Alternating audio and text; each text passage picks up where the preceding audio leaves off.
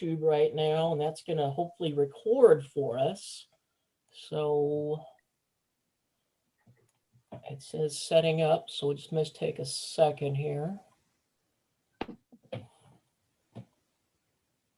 Is it all right if I go ahead and record this? Yes, certainly. Please do. Go ahead and record. And this recording I will make available to everyone afterward as well. So Okay. you can record, and then I will let you know on this one as well. Okay. Great, because my record button is not working for me. Okay.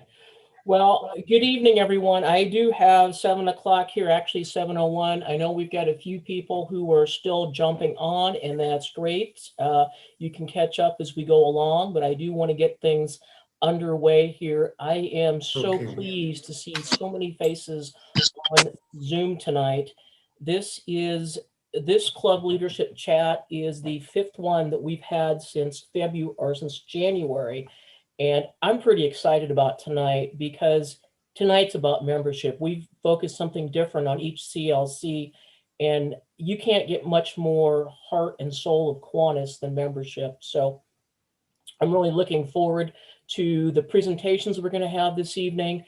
And then after those, we're going to have a chance to share and chat and discuss this whole thing about GOT membership. So let's get things started. For those who don't recognize my face, I am Lisa Prokacek. I am your district administrator. And I'm going to get things started here this evening with a share screen. And then we'll do some introductions of other folks that are on with us this evening. See if I can push the magic buttons to get started. Membership. Let's talk about our challenge. And I don't think anyone out there is going to dispute that membership is a challenge. And that's not just COVID era. That's just not going to be post-COVID. We know membership can almost be our Achilles heel. And we need to make sure that we're focusing on membership and really trying to grow our clubs. You've heard a lot probably recent years about recruit. The district has done several new member drives in the past 2 years, but there's also something called membership retention. And in order for our clubs to grow, to thrive, to survive, to be strong, we have to pair recruitment and retention hand in hand. We have to keep our current members, keep them engaged, involve them in meaningful projects, and just stay connected. So to get things started and kind of set a tone for why this is so important, let's take a look at our district membership numbers. So you'll see the top number there is where we started this administrative year. So October, we were at just a little over 4,500. As of this morning, you can see our number, and yes, that is a negative number for the year. So even though we had those successful new member drives, November, December, we've got some work to do to retain. We got some more work to do recruitment wise. And again, this isn't anything new for us. Kiwanis is not the only organization that's seen the decreased numbers. You see the numbers down there at the bottom comparing 5 years ago, 10 years ago. So we all know the challenges we have out before us. These numbers matter because membership matters. And this slide here is actually one that I borrowed from a presentation I gave on membership retention in March. But I think a lot of those things can give us some ideas about what we need to focus on. There's nothing new here, folks. We all know these are things we need to do. Quite honestly, we forget to do them. I forget to do them in my own club. So it's good to have these kind of reminders. And the one that I want to stress or talk about specifically is this one here at the bottom, because we've come up with some really creative ways this past year be it our Zoom meetings, our drive-through pancakes, drive-through pork chops, virtual fundraisers. We have to make sure that we keep some of those as we move forward. We keep hearing about the new normal. Well, the new normal are going to require some of these creative ways to keep us growing, keep us going. And again, that just makes sure it all matters. And here's another example of why it matters. Talking actual numbers. Between October and the end of February, club secretaries deleted 139 Kiwanis members from their club rosters. 128 reasons were associated with those member deletes. And you can see that pie graph there kind of tells you what those reasons are. Actual numbers for why these Kiwanians aren't there. Now, some things we can't control. If you take that blue deceased pie, slice of the pie, and that health, you put those together, that is the biggest slice of our pie. We can't control those things. But let's think about tonight and in our clubs and moving forward, the things we can control. I call those things we can control the what ifs of retention. Because if we're engaged with our members, what if we find out why members aren't attending and change that pattern before we delete them and add them as no longer a member because of attendance? What if we can connect a member that's moving from our club with another club? That's less hands in our club, but that's still hands in another community serving youth. What if we knew what was so important, a project that was so good, so worthy in the mind of a Kiwanian that they're going to find time to stay a member? All things that we can do to help keep our clubs strong. But at this pie chart, you know which slice really kind of bugs me the most? It's this one right here that I'm moving back and forth on, that number 5. And you may not remember from that previous slide, but this number 5 right here, where those 5 members were deleted because of lack of interest. Really? We're about kids. Let's find out what can make those 5 members become interested. And that's what's going to help our club stay strong. It's all about lighting that spark for membership and making things happen for our communities. And when we keep the spark going for membership, we're going to have a lot more adventures in service. And speaking of adventures in service, that is the theme for this year. And Governor Kurt's been talking about adventures in service. And Kurt, I would invite you to come on now and share a few words with us. Thanks, Lisa. And thank you to everybody for coming on tonight. Membership is very important to an organization like ours. Members are not just numbers or names on paper. They are their ideas, their hands for your service projects, their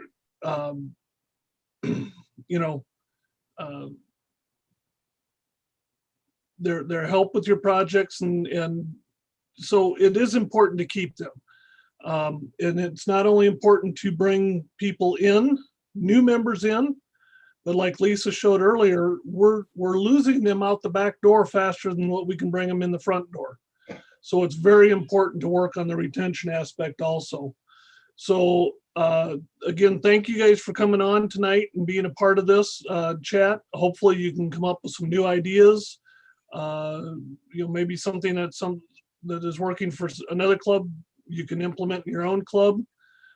So I'll turn it back to Lisa and our other speakers tonight, and hopefully it's a productive evening for you.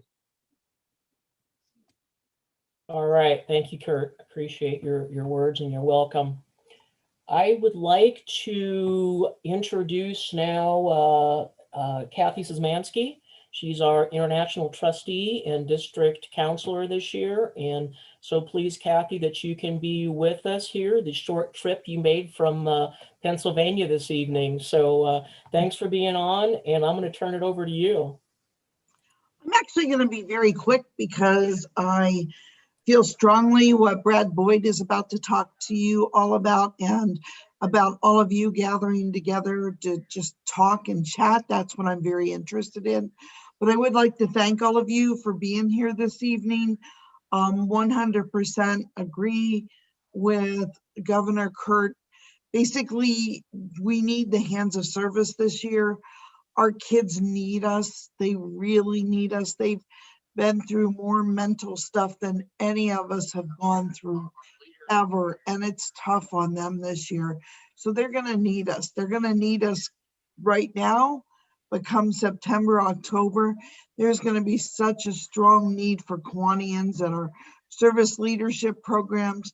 So please reach out to your existing service leadership programs, reach out to the advisors, reach out to the principals, whoever you need to, and remind them, even if they're on sabbatical, you are here for them. Whatever they need, just take over and help. Reach out to your neighboring Kiwanis clubs if you have to, and ask them what you can do to help, because our kids really need us. Thank you again for being here. I'm getting to know all of you because it seems like I recognize so many faces all the time. So thank you. And Lisa, once again, thank you for inviting me. All right. Thank you, Kathy. All I right. think I'm back. Okay.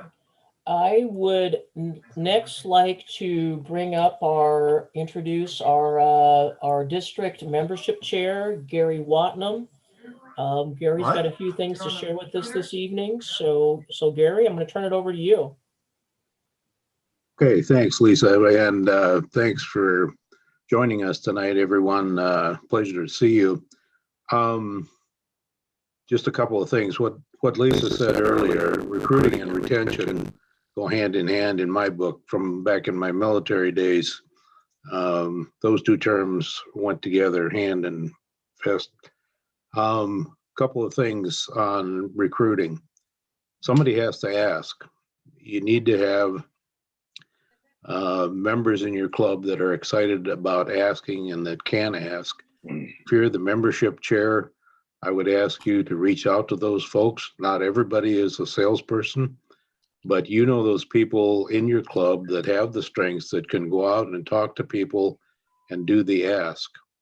One of the other things that's been successful, I know, not only for me, but for other people, is if you go into a business, approach the business, number one, and tell them what you do for the community. Secondly, tell the business owner or the business manager, your business, XYZ corporation or company, is not represented in Kiwanis in our city. We would love to have you as a part of Kiwanis and be represented in what we do for the children of our community. The other thing on retaining members is right now, well, actually always, you need to stay connected with your members. That hasn't been that easy in the last year, but there are ways that you can do that. One of the ideas you might want to think of is go to a local coffee shop and ask them how much they would charge you for a $5 gift card. Our club did that. I think one of the local coffee houses, actually we had two of them that participated, gave us $5 gift cards for coffee or whatever they want for about $2. And we sent those gift cards to every member in our club. And we put a little note in with it and said, we miss you. We're not connected. We're on Zoom or whatever, but we miss you and can't wait to get back together. It was an amazing response that we got from the members that did respond back to us saying it's nice to be it's nice to be remembered. Lisa also had up on the screen earlier that you need to make meetings fun. For those of you that have been to our club, I think you can say we are a fun club. That just doesn't happen overnight, but you have to get people engaged and do have some fun. Lisa, do you want me to talk about the contest? Do you have that slide up? I can put it up, Gary. I have been a member of the River City Mason City Club Morning Kiwanis for 32 years, I believe. And this is the richest membership contest that I ever seen in the district. And one of the things we wanted to do was tie it in with service. So the clubs are divided into two categories, those with 29 members or less, and those with 30 members or more. And the count starts on 1 May, whatever your membership is at the end of April. That starts the clock, and we're going to go through September 30th. And you can see in each of those categories, the first place is $1,000, second place, third place. It's very rich, and I thank the board for approving the idea and running with this, because now you can go out and recruit those helping hands that we need to conduct our projects and help kids. But you can always also tie it in with service, because this is going to be a grant to the club to tell us what kind of a project they are going to participate in or hold with that money that they win for recruiting new members. So if you're not excited about this one, you probably won't get excited about it, but it's a very rich one, and I wish you all the best of luck in recruiting over the next 5 months. Other than that, that's about it. I know there's other speakers, so I will turn it back over to you, Lisa. Okay, thank you, Gary. Appreciate that. All right, I am going to look the direction now of Brad Boyd. Brad is Kiwanis International Area Director for our district, and as the statement's been said, I think many people recognize Brad's face because he's been with us. He was just with us last night for the club leadership chat. So thanks for him tuning in again tonight. I know he had another meeting that he needed to be to. So appreciate him being here. Brad, take it away. Well, I appreciate all that you're doing, and Gary, he's just a role model, and your board for being so generous with this great incentive. I actually think it may be one of the most generous in all of Kiwanis, at least in North America, that I'm aware of. So I'm going to try to share my screen if that's possible, Lisa. And sure. I just wanted to, let me see, is it showing up? Yep. Yes. Is it on? Yeah, there it is. Okay, and I just wanted to share some of the things as we've been going through this pandemic. Actually, that very first week in March, I remember looking through my directory and just reaching out to folks, and a lot of people just to see how people were doing. And so they started inviting me to meetings, which is one of the silver linings of the pandemic for me, at least, is the fact that usually when I come into your district, I'm at a mid-year or a district convention or training lieutenant governors. And so this has been an opportunity to get around to all of the clubs and to do a little bit of a listening tour. So I think I'm up to about 315 clubs and division council meetings and district board meetings and things that I've been on, and about 105 talks that I've done. And so along the way, I've been gathering this evergreen presentation. I just want to share a few slides from the membership part of it, because as I've been doing what I call a listening tour, what I hear is a lot of clubs are, figuring out how to do the fundraiser in a different way. Like Lisa mentioned, put a pancake around a sausage on a stick, or do it as a drive-through or whatever.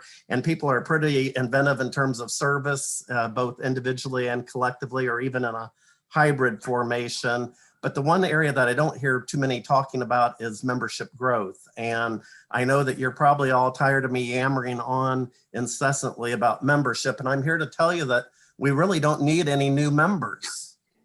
Did you hear that? We don't need any new members.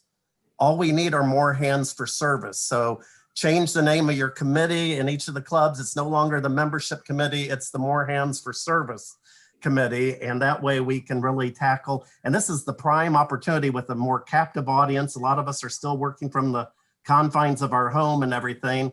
This is a great opportunity to be able to reach out and, if not, at least do some member recruitment right now. Look at being able to hit the ground running once we get those shots in our arms and we've reached herd immunity in a couple of months here. But I wanted to show, first off, if nothing else, if you would humor me, and either an individual in a club could do this, it could be a club board gathering, or it could be the whole kit and caboodle of your club looking at the roster analysis worksheet. It's up on the KI website, but it's just a front and back page of a brain dump, so to speak, of occupations. And so obviously go through and mark those that are already represented in your club, and then look at who might really enrich and broaden your perspectives with other professions and go after those. And obviously, if you've got someone within, members of your club that know people, that's the preferred method, the one-on-one method. But if not, you can see here on the far right side, a few clubs have been putting out Facebook and Instagram and Twitter and LinkedIn ads with most wanted, huge reward. And they've even added some professions we don't have, like stay-at-home dad. That is more prevalent these days. And they'd probably love an opportunity to get away from the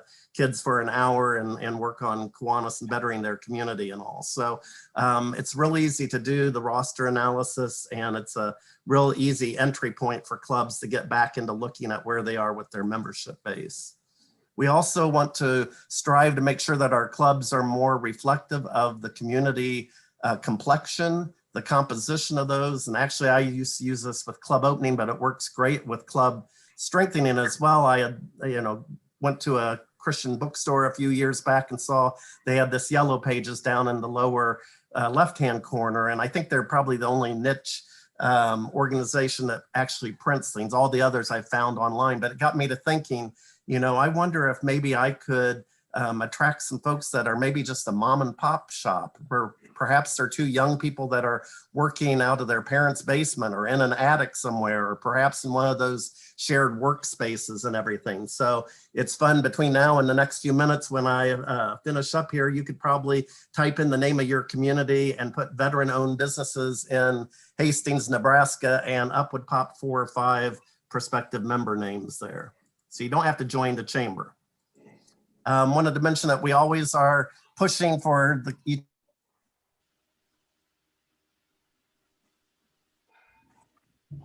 club to do Des Moines area, where 2 divisions came together at that kitchen bath place. So that's really great.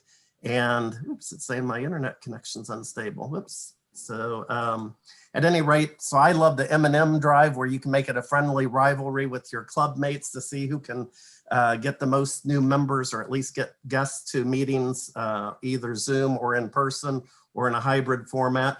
But also, as I've been giving this presentation, somebody reminded me that the word member rhymes with September, November, and December. So why not do one in the spring and one in the fall? It's a great time as we come out of hibernation right now to go after membership. Also, Joe Schwartz from Kansas, who was governor last year, had this idea, but that she passed along. How many of you, can I have a show of hands? Anybody remember who sponsored them? Who brought them into Kiwanis? Great. If you don't know, you can call member services at 1-800-Kiwanis and find out who did, if the secretary reported them. But this concept is really to think through, what are the qualities of that person who introduced you to Kiwanis, and can you find someone just a little bit younger who might emulate their finest qualities, and then go after them. And then hopefully that sponsor is still alive and kicking. You could connect the dots and introduce the 2 of them. So that's another idea. One of my favorites is to take Kiwanis one day, and that usually is in the fall. It used to be in the spring. Heck, you can do it whenever you want, any season, any day, Saturday, Sunday. I've heard people say college football, and then professional football gets in the way and whatever, but just find some service project. It can only, it could be 45 minutes. just mulching at the public library, or perhaps planting a flower garden at the school, that type of thing. And each member of the club invite a couple of people who they think would make good members to the gathering. You ply them with a little coffee and donuts. And then first thing Monday morning, all you have to do is simply call them and say, hey, I know there's a busy week ahead of us, so I've got a quick question for you. Are you going to join now, or do you need to come to a friggin' club meeting in order to seal the deal? You give them no wiggle room. They're already signed, sealed, delivered. They've had a great experience. We know that. And then lastly here, I wanted to also talk about this idea of a couple of clubs that have taken and added to the membership application one line. They say, what is your favorite local charity of choice? And then they take $20 out of their budget. Some of it have monies that come back from charging a little bit more with new member ad fees, whatever, but they make an honorary or tribute donation in that new member's name to the charity. The genius of it is that they get reported in every annual report in town for all the nonprofits. And then that new member receives some sort of acknowledgement letter. And it's not just a regular snail mail or a bill or a note from the IRS. And so they're really thrilled that the club has thought enough about them to make a tribute gift. And then they ask that new member to partner up with a couple of veteran members and do a quick and easy service project there within the next 6 months. And that way it keeps your club fresh with doing new service projects and meeting new community needs, which we all know from this pandemic has really been the case, that our kids and our communities need Kiwanis now more than ever. Wanted to throw out just a couple of quick things here on the business front. Over on the left-hand side is a club in the San Diego area that has printed up these inexpensive foam core signs with the help of our deep discount at Office Depot. And, you know, it may not pay dividends right away, but once these businesses bounce back with the economy in a couple of years, they're going to be more apt to support Kiwanis with those gift cards for the coffee places that Gary knows so well, or for a silent auction gift, or perhaps even a corporate membership. And then over on the right-hand side, we opened a club about 3 years ago in Northeast Dallas County, and Rowlett is the largest town. And so Susan Henham down there had the idea of putting on a virtual coffee for the chamber. And so we partnered with them, and she had one of her employees, she runs a nonprofit counseling service. And so they did a talk about the anxiety of stress of COVID, and she worked the chat box to make sure that she got the names and emails promising them a recording and other materials, but also wanting to invite them to their future service projects and their club meetings. And then that's the end of that. I wanted to throw out one nugget before I close in terms of retention. It's something that I worked on with the downtown club. Actually, I can stop sharing here. And it's on the subject of retention. I love that Lisa was bringing that up, and Gary backed that up as well, because this is the prime season to be looking at retention. But find out if there are folks in your club that either haven't paid dues or haven't darkened your doors or darkened that web with the Zoom calls or whatever. Try to look and see who their sponsor was into the club, and see whether that sponsor could reach out to them and ask them to re-engage, because they're more apt to turn down just whoever is on the board. That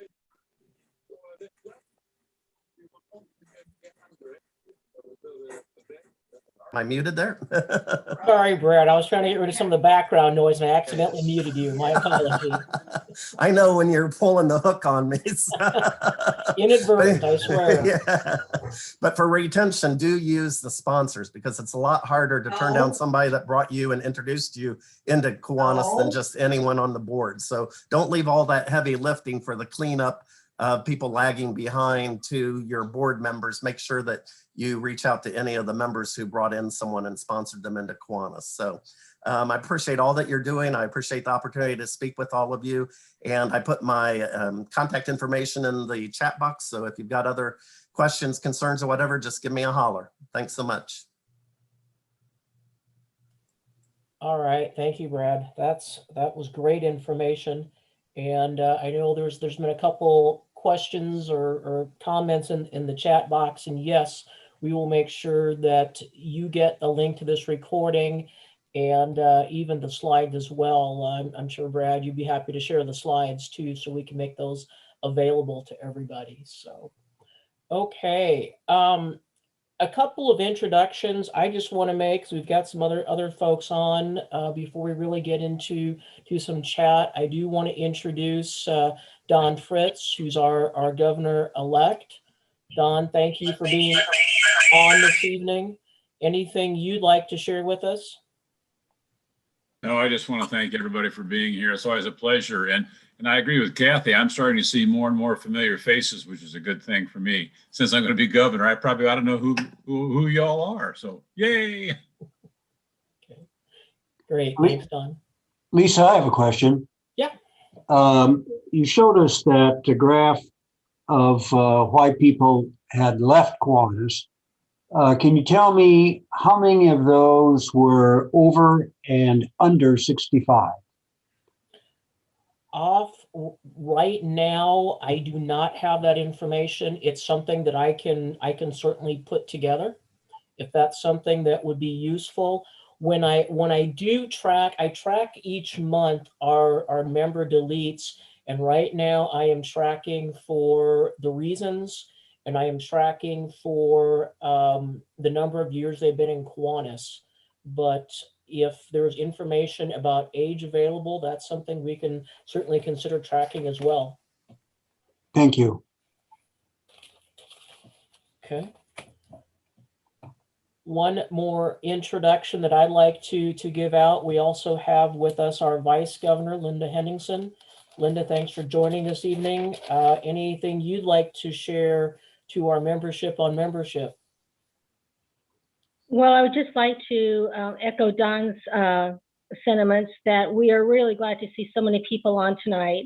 Membership is the key, especially as we go forward.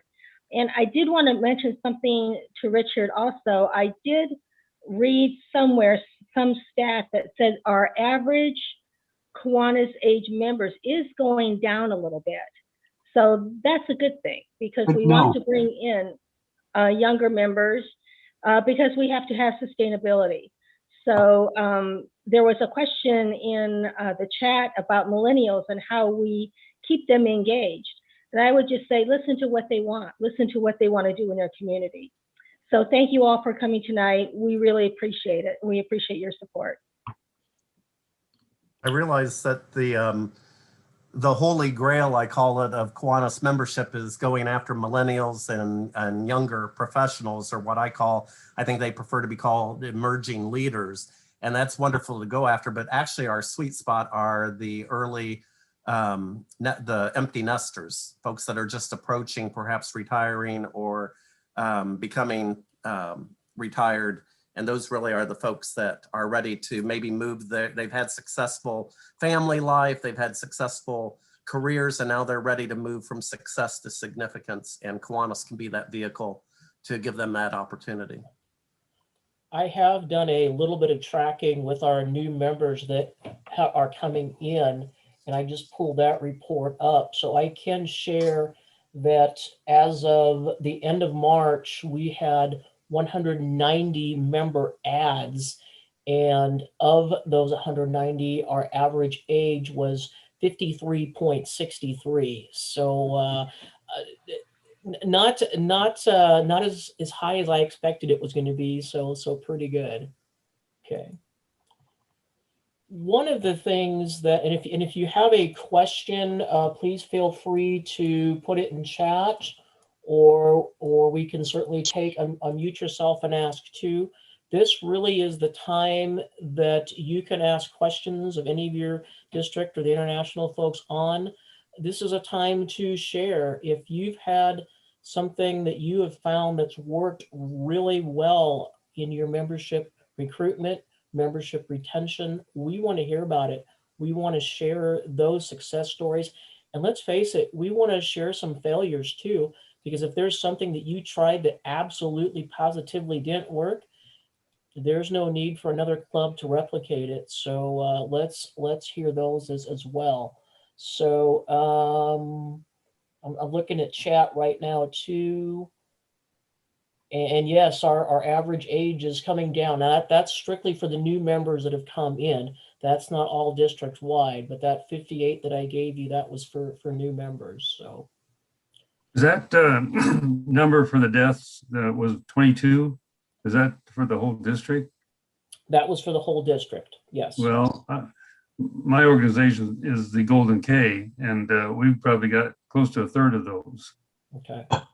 The other thing that I would say about that graphic that I showed too, that is based on what club secretaries report. And I'm going to start seeing John Green shake his head up and down here in a minute, because he's one of our secretary trainers. Our stats are only as good as our secretaries report sometimes. So if there are members that, especially in that deceased and that health category, that aren't getting deleted on a monthly basis, we can't track those numbers to the end of the year. That makes it hard for us as a district, and it makes it hard for our international staff to kind of know what's going on as well. So if there's one message, any club secretaries that on tonight, the message I would send to you is these numbers do matter, membership matters, so keep up on that. Lisa, if I can address real quickly the Golden K situation. Sure. I've been lieutenant governor this last year, and one of my 8 clubs was a Golden K club at Robin Run Retirement Center. And they've been in shutdown mode, stuck in their rooms pretty much the whole time, other than for 5 weeks in October, November, and then they had 15 cases of COVID come back. And so what I did was I went to the other clubs in my division, the other 7, and said, hey, I can get from our district secretary the names and addresses of the members. Would you all be willing to send some sort of what I call a card of encouragement, whether it's just a little scrap of paper, or if you want to buy one of those $7 Hallmark cards, whatever, and send it to them. And what I hadn't really thought about was the fact that a lot of those folks had some time on their hand, and they started sending us thank you notes for the cards of encouragement. And now we have a very robust and wonderful sort of pen pal program going, to the point of where my club's going to host them next month with a Zoom meeting, and then the month after, we're going to actually take our lawn chairs and do a meeting outdoors in front of their facility and everything with them. So you know, I feel I don't know what the situation is with all of your Golden K clubs. I just know here locally they really have had a really rough go of it. And these people, bless their heart, the club president had lost her husband to COVID over the summer, and but they still want to be helpful to Kiwanis, even though they've lost about 9 of their members. So just an idea for you. Good ideas. And that's all that we need to share. We've got a question up here on chat. How old do you need to be in a Golden K? Brad, you got a magic answer for that? You can be as young as hard as you want to be. I actually just spoke to a Diamond K, and found they were sponsored on the 60th anniversary by their Golden K. So there's still plenty of room there, and I don't know that anybody is definitely policing it. If it's actually the woman who was the club president for this Robin Run does not live in the facility. She used to work there and she retired, and so she doesn't live in the center, and so she keeps me in touch with what's going on there. That's good. Okay. So no magic age. No magic age for anything. That's great. So Lisa, this is Gary. Yeah. I've got one thing. I don't know if you can see this. One of the things that's been effective for us is, and I've handed this out at some of our district meetings, is rather than just an email and a phone call or a hi, how are you? We follow up those members, prospective members, inviting them to breakfast with this card. I don't know if you can see it, but it says on the front, special invitation, River City Morning, Kiwanis. Inside it tells where we meet. It puts the person's name in there. On the far inside, we give the Kiwanis objects. It's been very successful for us, especially, and it surprised me with young people, because I didn't think young people wanted to get mail at all. But a couple of the younger folks that have joined our clubs said, somebody actually sent me some mail, and it was an invitation to come to breakfast.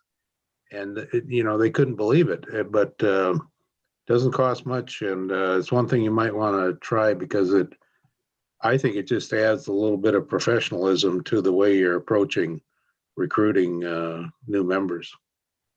Gary, this is Jerry in Ames. Would you be willing to share that template with Lisa so we can see what you include in it? I know that a lot of us have a variety of materials and brochures and whatever, but it looks like that one might be a little more specialized. I'd be curious to see what you got going on there, if you'd be Sure, willing to share. absolutely. I'll send it off. Absolutely. Thank you.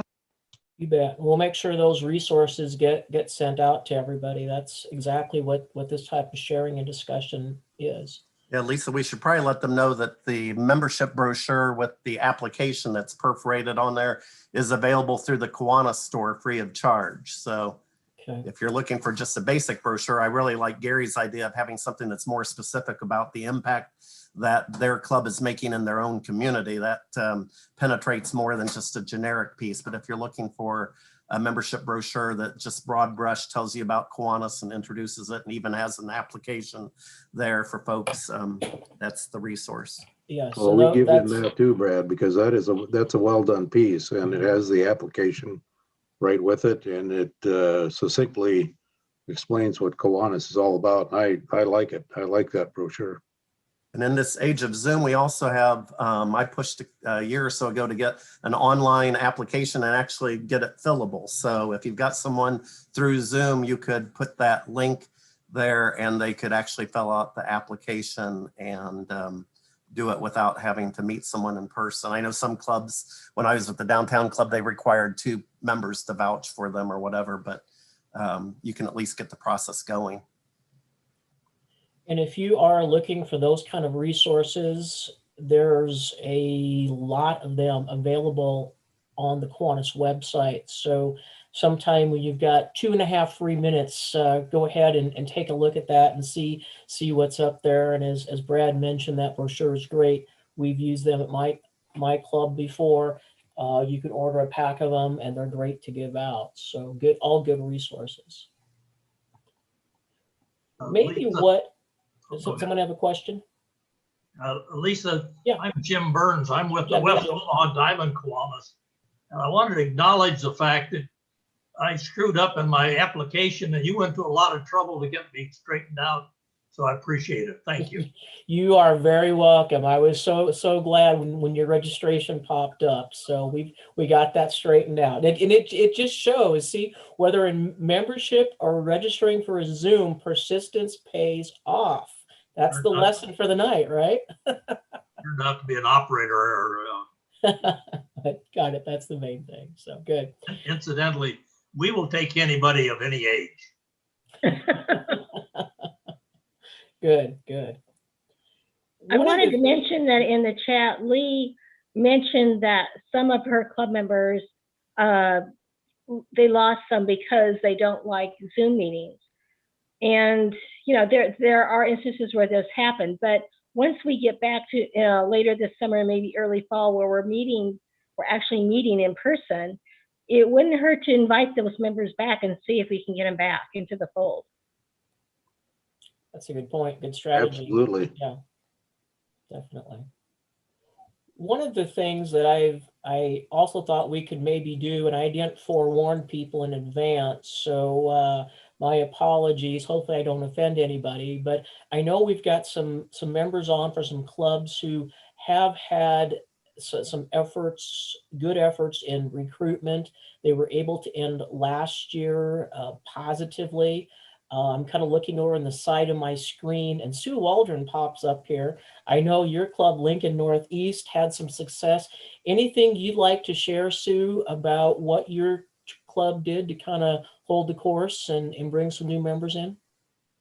Well, one of the things we did was we had a governor in the club and she went after her friends and she gave them you join or else. So that helped a lot. But we also went to some of our former SLP members, and we had 2 that, let's see, they're both still in college, but there were no Circle Ks there, and we invited them to join, and they did.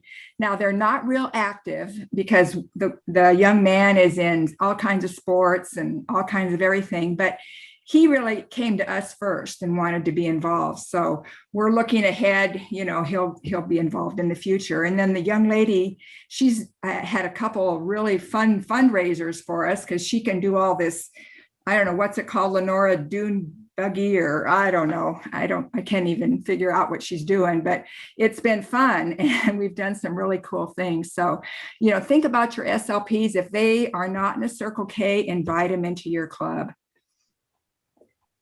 Piggyback on that real quick too.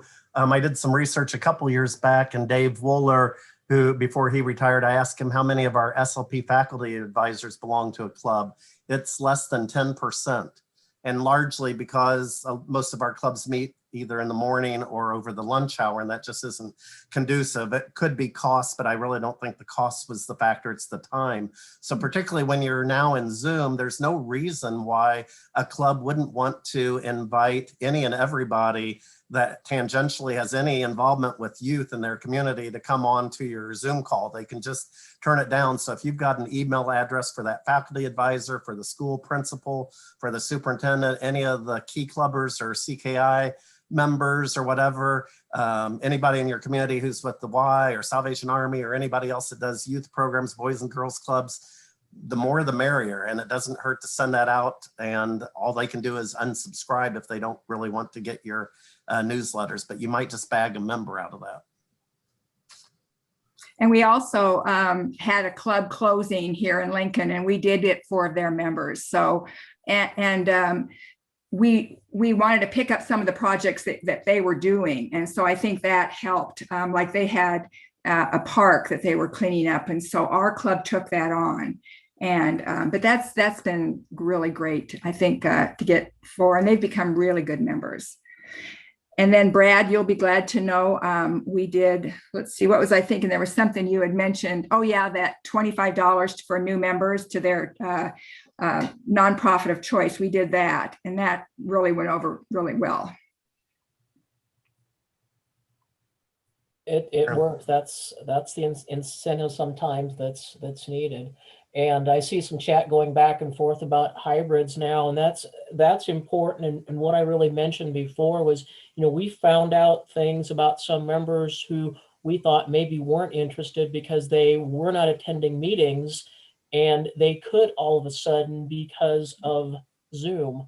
I'm going to share one story from my club. We've got a member he's a banker, but he also farms in the evening. And when it comes time to put the seeds in and harvest, he doesn't usually show up for meetings. He's taken days off for the bank to go work the fields. Well, it was pretty cool because this past year with Zoom, he was out in the field. That was his break. He stopped his tractor, got on the Zoom, and he attended our meetings. So those are the kind of success stories that we are seeing right now that we need to make sure we're carrying post-COVID to make sure we keep those members' ways connected that we maybe didn't think about before. So,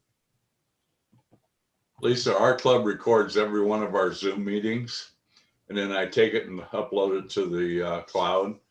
And I send that out to those people as well as the people that attended that recording and some highlights for the meeting. And I think it's kept people engaged by doing that. Also, I wanted to say that we've got a very active Circle K group here in town.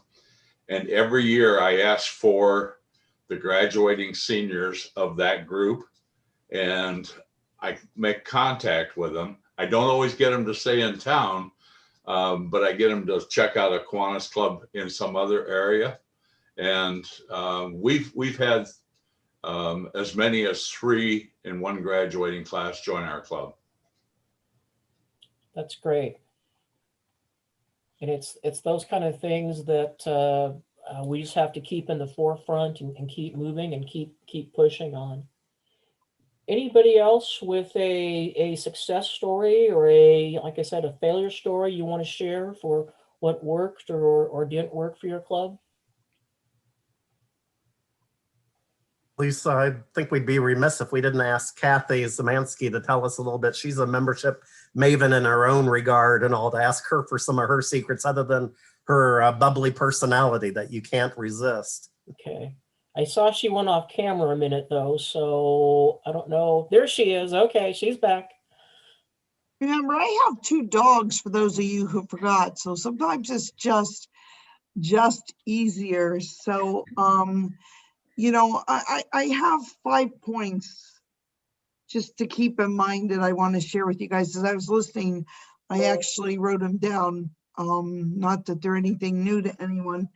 None of this ever is. But if you think about it, you know, the things that our clubs do, we provide the service, we conduct social events, we need to enhance our marketing efforts, and but the big thing is, for those of you who are taking the Amplify and those of you who are not, we develop leaders, whether it's adults or students or whatever. And I feel like sometimes we're not selling that to get people to join our clubs. And the other point is, I know we all talk about getting millennials to join. I truly feel Kiwanis' sweet spot is our recently retired or coming up to retire empty nesters. Yep. Millennials have kids. They have so much going on. So I seriously think, I know people want, oh, we want younger, we want younger. But if you want volunteers, we need to target that, what I believe are our sweet spots, and go after those retired people. Just my 2 cents. It's good 2 Lisa- cents. That's more than 2 cents, Kathy. Lisa, I was going to respond real quickly to Dan's question in the Yes, chat please. box. And the best success that I've had was in actually starting a new club here in my own community of Carmel, the suburb of Indianapolis.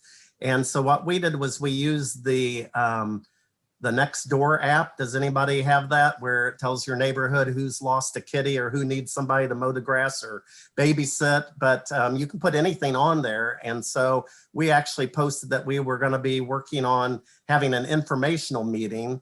And we put together just a real quick doodle poll, just asking what, of these 5 things. I think it was like education, cultural amenities, safety. We had like 5 different categories, which is most important. So we got some research information, very basic type thing. But then we were able then at that informational meeting to share the results of that, which made it more about the community rather than trying to sell Kiwanis.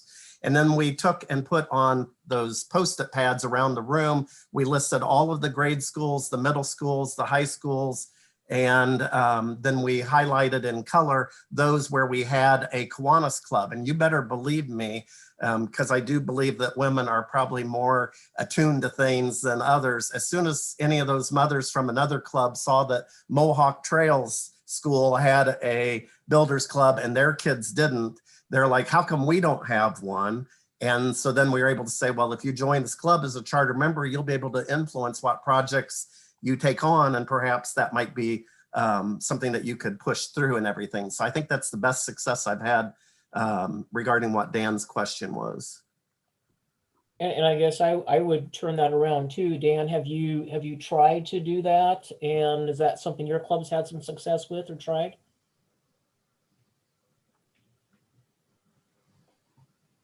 We tried a couple years ago.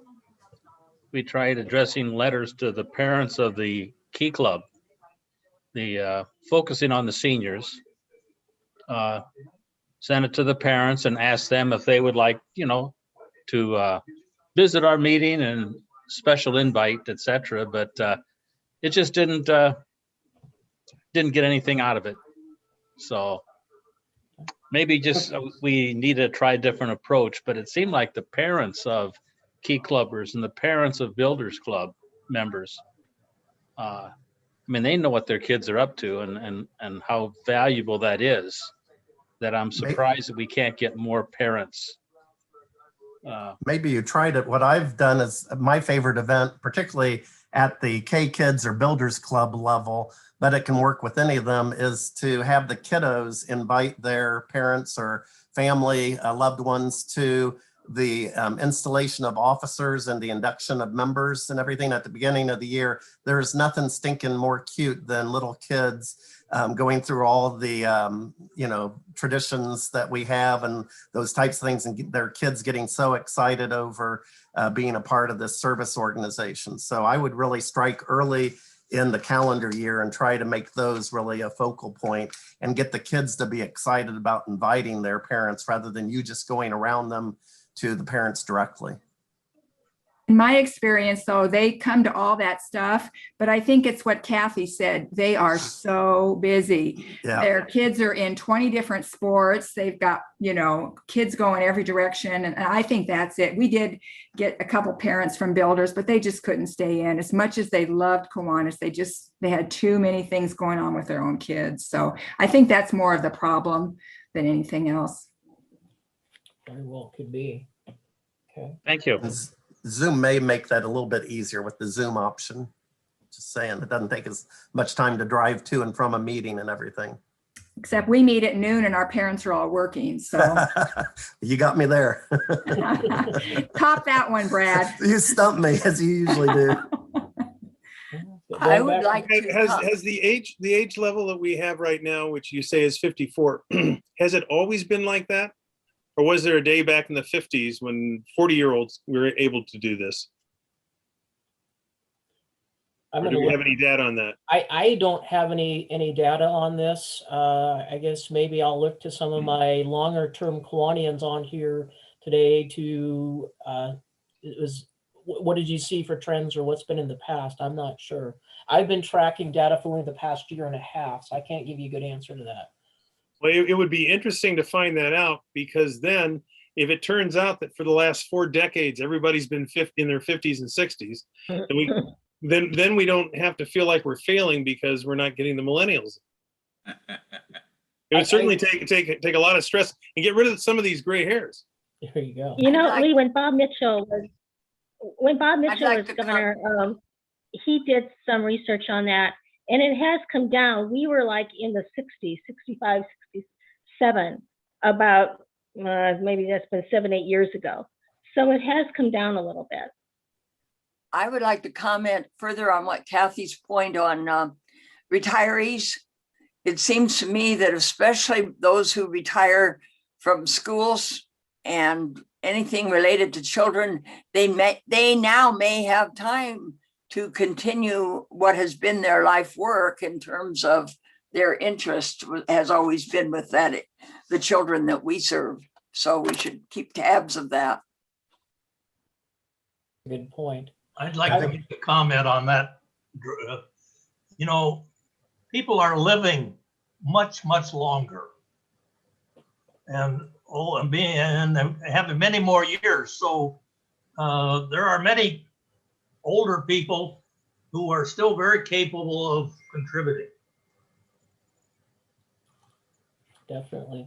Don, did I see you had something? Comment? Yeah, Lisa, thank you. I wanted to change directions just slightly and tell you a little brief story, which you know I sometimes do.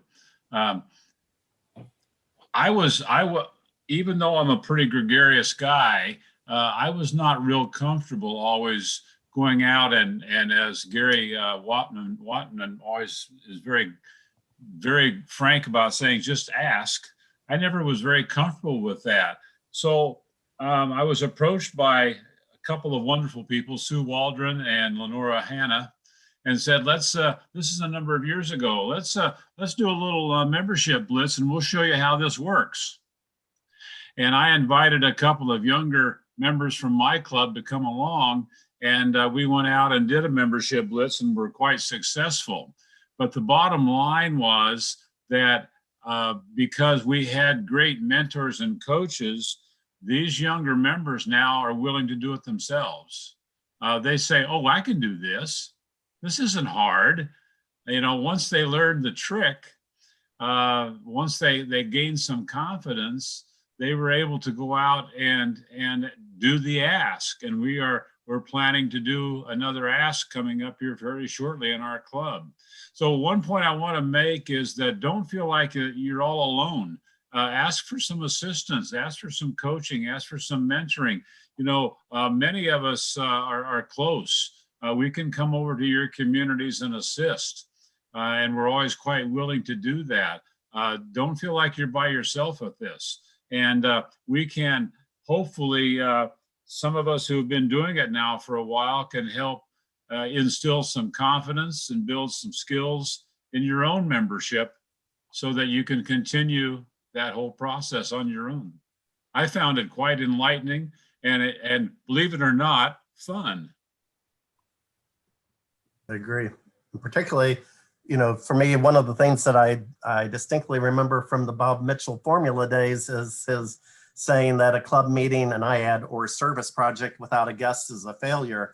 And having zoomed around to 315 some meetings, I'm hearing very few people bringing guests onto a Zoom call or going on a service project. And if we don't get more people to kick the tires and see how Kiwanis can resonate in their hearts like it does ours, we will never have more members. So we need those club presidents to get up at every meeting and say, who's brought a guest to this meeting, who's bringing a guest to our next service project, whether they're meeting virtually or hybrid or through Zoom. We've got to have more people listening in. And particularly nowadays with Zoom, it's very easy to ask people to maybe carve out 30, 45 minutes to jump on a call and learn a little bit more about Kiwanis. And again, on the ask part is not so much talking about, what Kiwanis is as much as just asking them, what sort of causes do you really care about? And then seeing whether Kiwanis can't be that vehicle to help them reach their goals. So this is Pam Henderson. I have a question for Don and Gary, and quite a few of you that's on there. So I haven't heard anybody bring up the Blitz tonight. Is that still in function? And are you guys still willing to do that? I know that because of COVID, kind of the way, are we still doing blitzes if we? Well, I can't wait to get back to blitzes. They are very successful.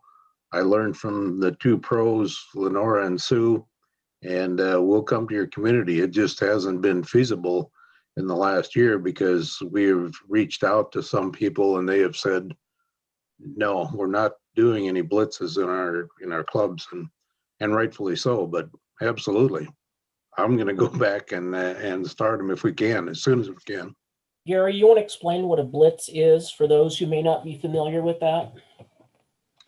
What we do in a membership blitz is we contact a club that might be having some problems with membership or just low in membership. We ask them if they would like some assistance from some people in the district that are experienced at recruiting. We ask them to put together a prospect list in advance, and it can be 15 or 20 people or businesses. I've seen some up to 40. Then what we do, and back in the day, it was Lenora and Sue and I did a number of them together. We come into the community the night before. We meet with the club officers, 3 or 4 of them, or club members, and we decide who's out of the team. And usually we work one district person with one club member when we go out the next day. That evening before, we divide up into teams. I would go with a club member, Lenora would go with one of their club members, Sue would go with one. And we head out the next morning with our list and we contact those businesses. Doesn't take that long. It's amazing how many you can cover from about 9 until noon. We would meet again at noon to see how we've done.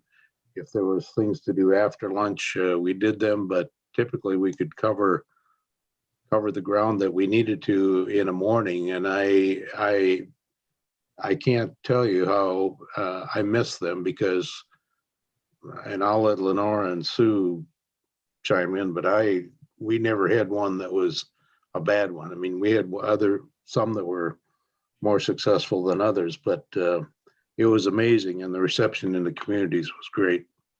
So I want to start blitzes again. Thanks, Gary. That option is definitely out there and good to mention. I want to call on Cami. I think she had a question about membership and dues, what might be affordable. Do you want to share your thought on that? No. I wasn't sure. I guess the question was about members who are on low incomes may have a hard time paying club dues. Does anyone have any input on how you work with members who may have a little bit harder time dealing with the dues?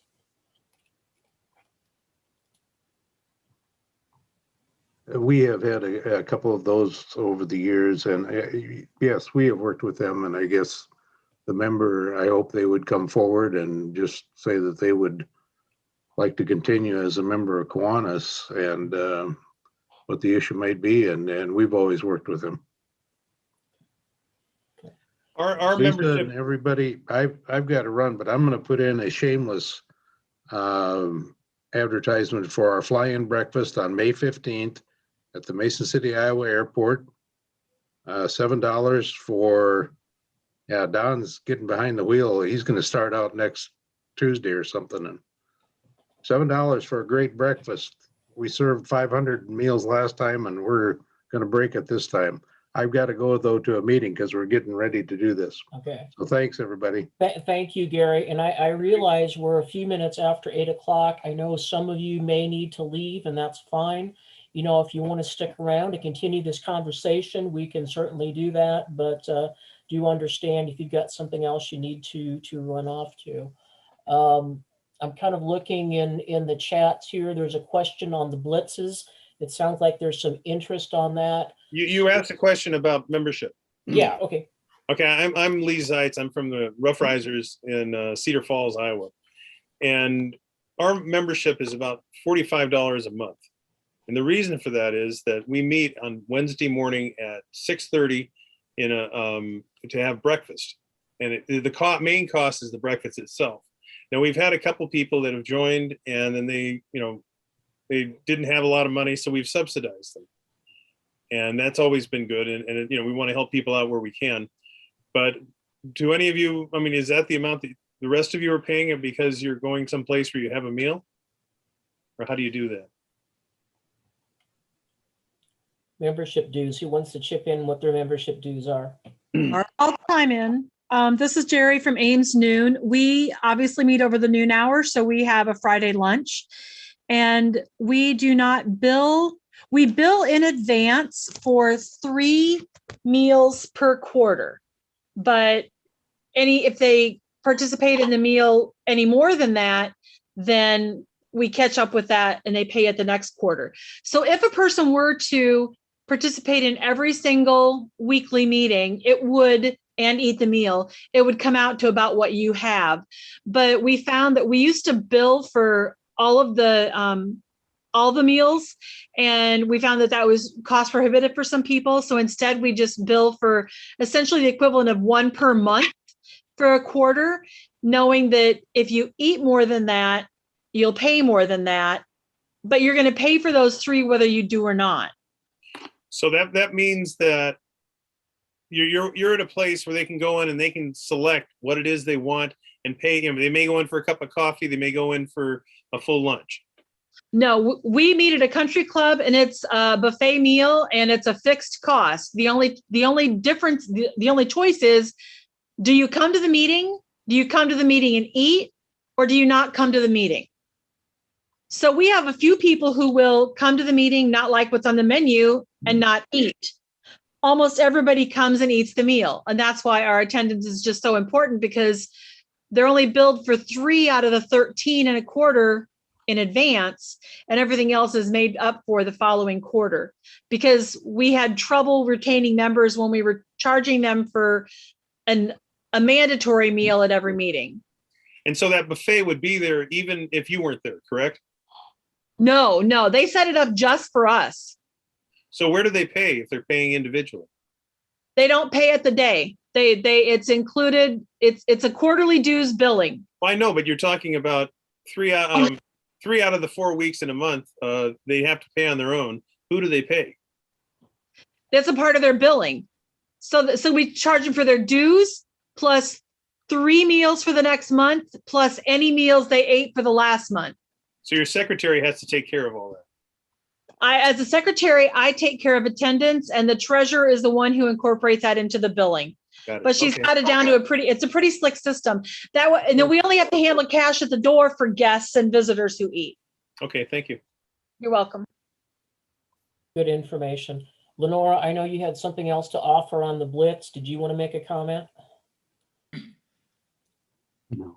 I did type it in the chat, but yeah, one thing that we really found is that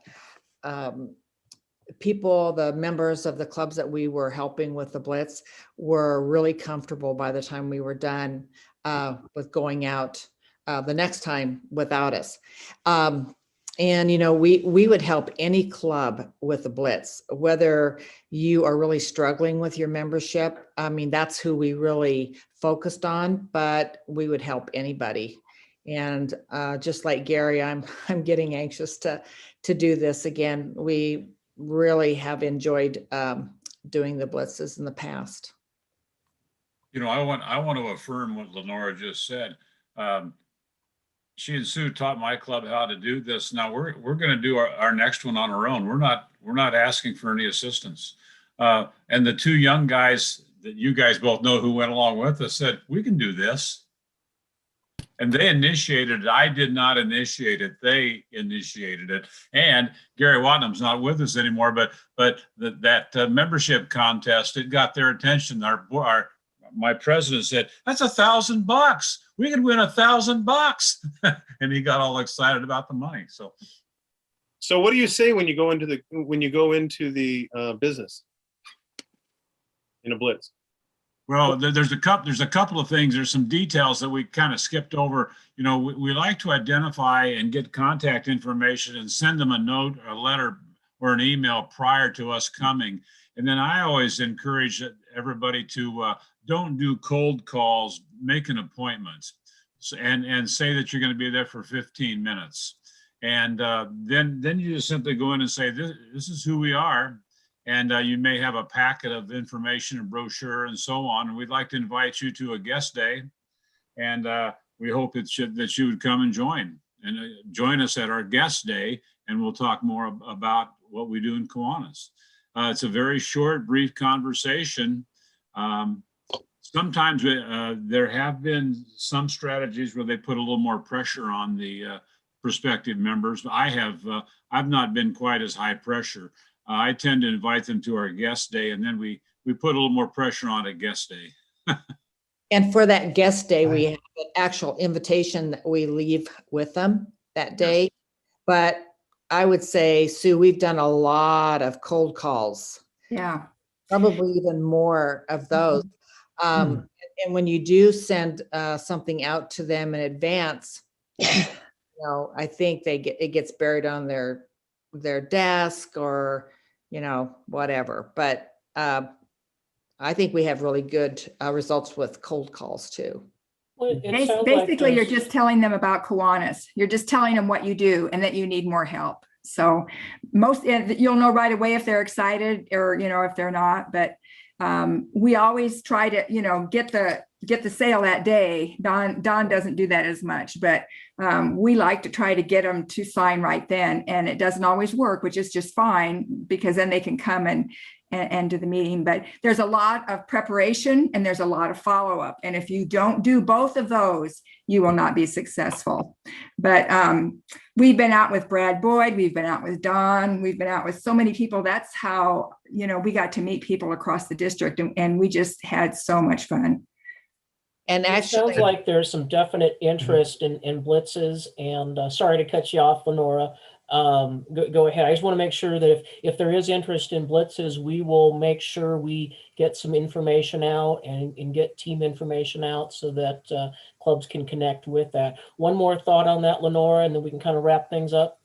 Yeah, I was just going to say, when we did Don's Club, it was the Monday after our district convention, and Tony Gunn, who was our counselor for that year and was attending our district convention, went out with us, and he loved it. Yeah. And that helps having a international trustee with us. That's kind of impressive. That's a magnet. So we'll have Kathy come and visit us sometime and to help us too.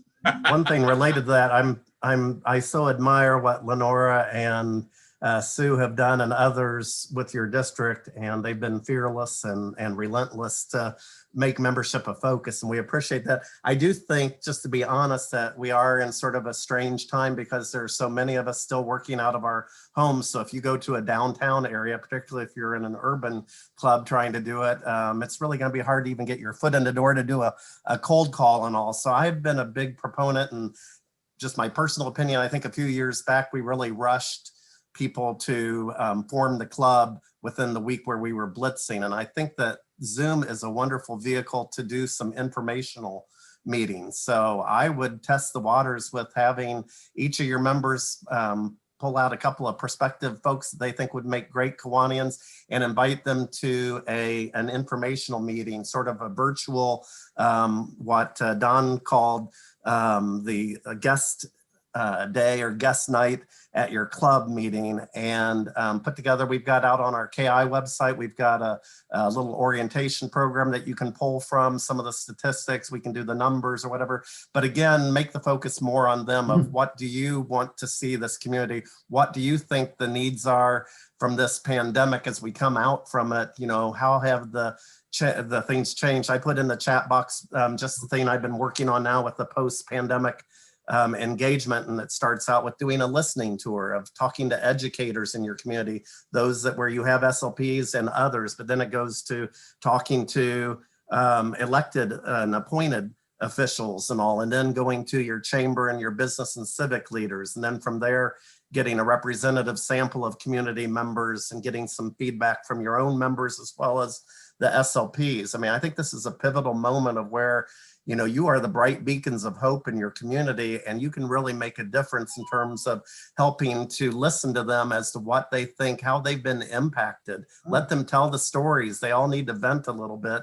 And then at that point, then once you've listened, you'll be more clued in as to what things to say to attract them to join Kiwanis and see Kiwanis as being that vehicle that can really help them accomplish their hopes for the community. So true, so true. This has been some great discussion, and that beacon of light and beacon of hope and lighting that spark to keep our clubs going. I can so see that in our discussions and our questions, and just your willingness to come tonight and spend some time talking about membership. I will make sure that the things that Brad put into the chat box, we get those copied and pasted out.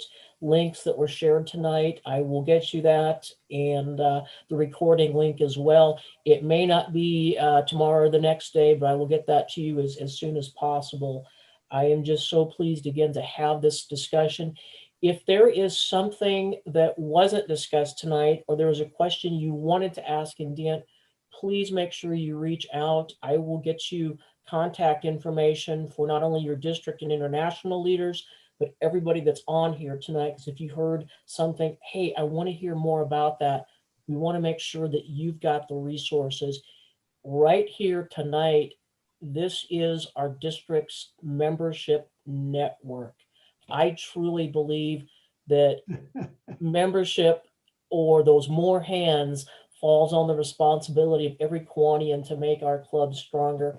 And I'm just so excited again with the interaction and discussion that we heard tonight. So one more time, just thank you all for coming. Yes, Sue. Frank Burns has been trying to say something for quite a long time. Can you let him say something? You bet. Well, thank you very much. I hate to take any of the time, but I have to say that this is my first meeting with you, and I've thoroughly enjoyed it. I've got a bunch of ideas that I didn't have before, so that's a plus. One of the things that you mentioned that really rang a bell with me, and that was, of course, the Blitz. But I wanted to ask, this is probably a kind of a stupid question, but how does one go about creating a prospect list? How would you walk into a meeting and try to help them have a prospect list? What is the key there? Frank, and we will help you with all of that, because I don't think we really have enough time tonight to do that. But when you ask the team for a Blitz, we will help you do all of that. Thank you. That's what I needed to know. I'd like to add one. I'd like to add one thing, and that is that if you've been sitting here with the chat open, it's possible for you to save all the chat to your computer right now. Sure. Down the lower right-hand corner, you'll see 3 little dots. That's if you have the chat room open. And you see those 3 little dots, you click on that. The choice is to save the chat. It'll save it to your computer into the Zoom folder. Thank you. I did not know that. Where are the dots? Well, do you have like a white column on the right-hand side? You have to have your chat box open. If you have that chat box open, you have a white column on the right-hand side. On the low, if you don't have that open, you can't do this. On the lower right-hand corner are 3 dots. You click on that. It says Save Chat, and it will save it into a folder on your computer that's called Zoom. Sorry, I teach classes. They're not there now. If you don't have that white box there, it's not going to work. I have the white box and a list of everybody's name, but then I have an invite and a mute me and then a chat. Okay, down at the bottom menu, you'll see something that says participants. That's where she is. She I know. needs to Click on the participants to turn it off, and then you should have a chat underneath that.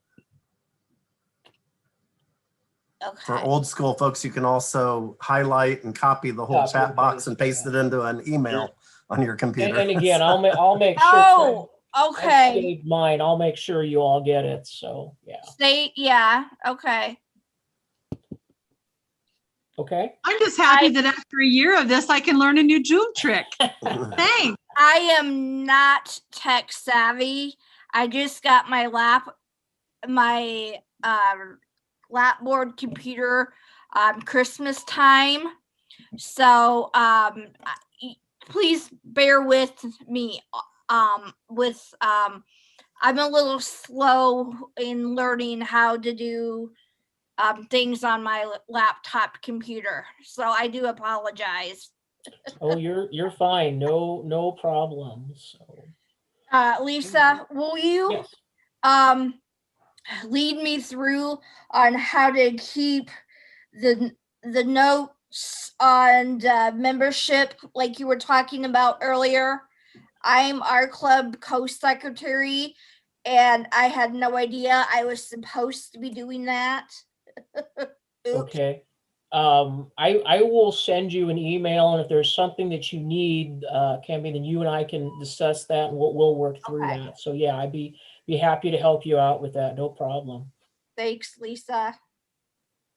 Anybody else want to share? Again, we just want to know what we can help you with at the district level. And as you can see, we've got great support from our international leaders. So we want to make sure your clubs are growing and thriving. And that's what membership is all about. May's membership month. And this is just an awesome way to get into membership month. I have one last thing, Lisa, real quick, because you just mentioned May membership month, and we're bringing it back from Kiwanis International. So we were going to do it last year, and then we had a little thing called the pandemic hit, and so it got shelved. But we're bringing it back this year. So I would encourage any of you that are on Facebook, I think you can even get to it if you're not on Facebook, but go to Facebook groups. That's where there are groups of folks, and there's a KI membership group.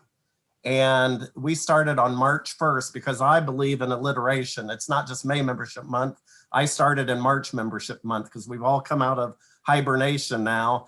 And so from March through May, I work on membership. And so we've got a lot of tips every day or every week. We're posting different ideas. Usually it's under Chris Martz's name, but we're all contributing different thoughts and ideas, and people are chiming in.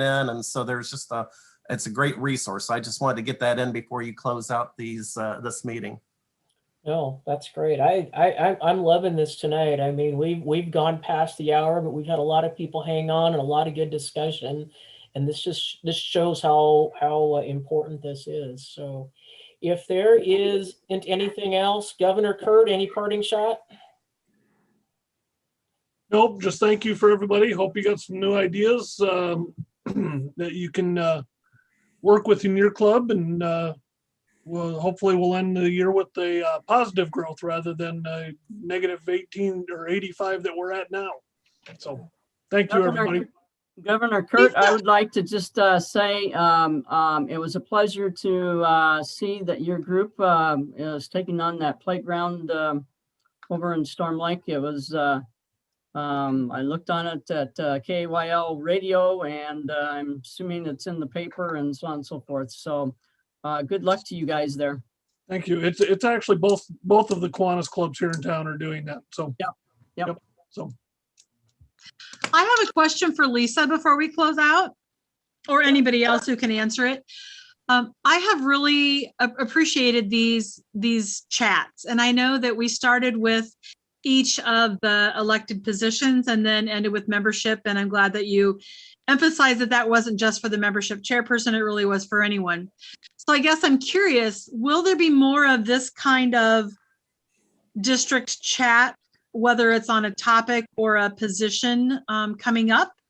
Absolutely. And we do have one more scheduled for May, the one in May 13th. It's a Thursday evening. We will have our youth protection manager, Linda Plotchuk, with us. And this won't just be training. This will be a chance to ask questions and find out more about youth protection guidelines and how that applies, and background checks and all that sort of thing. Definitely, we'd like to keep these going. One of the things that I stressed earlier is we got to take what we did successfully and well in COVID era and move it forward. And I think based on the comments we're hearing, you all like these. We need to continue doing these. Did I answer your question, Jerry? And Absolutely. And it was the right answer. Jerry, to continue, we haven't formalized anything, but later on in the year, summer and into fall, if you remember last year, Lenora did her fireside chats. We will be doing something similar to that, where it's open to everybody, not just officers, not just membership, but anybody who wants to get on and discuss Kiwanis. We'll be doing something similar to what Lenora did last year also. Kurt, I have a question for you. Yes. How are the action clubs doing? You're probably referring to the tornadoes in particular. We have not been meeting. There have been quite a few of the action clubs have not been meeting for various reasons. But we're hoping that when things start opening back up here as we get into summer, that will change and they'll start meeting again and getting back into some projects. Cool. Please tell them hello from me. I will. And I miss all of them. And tell your sister hello. I will. It's nice to know you personally, and miss all of you, but I'm doing well up here. So good to hear. Good to hear. Yep. Well, I think we lost Kathy already, but Brad, thank you once again. I just wanted to real quickly say that only about 42% of our clubs in North America report having a membership chair. So I love the fact that you're going out to club presidents, even though that's not ideal for them to wear both hats. That's better than nothing. But if you come across a club that hasn't reported, feel free to contact, obviously, Lisa, myself, whoever. We've got so many good resources that we can give clubs if we only know who to send the material to. And so we need the names and emails of those folks that are really engaged in membership. And it doesn't even have to be somebody that was appointed or elected. I just automatically told my club, I'm going to do membership. You all do more with service, and I travel usually, so I can't do as much service, so I'll do membership. And, it's amazed me how many clubs during this pandemic can get new members. Even a little club like mine, I brought in one last month, and I've got 4 more that are doing the paperwork right now. So if you make it a priority, it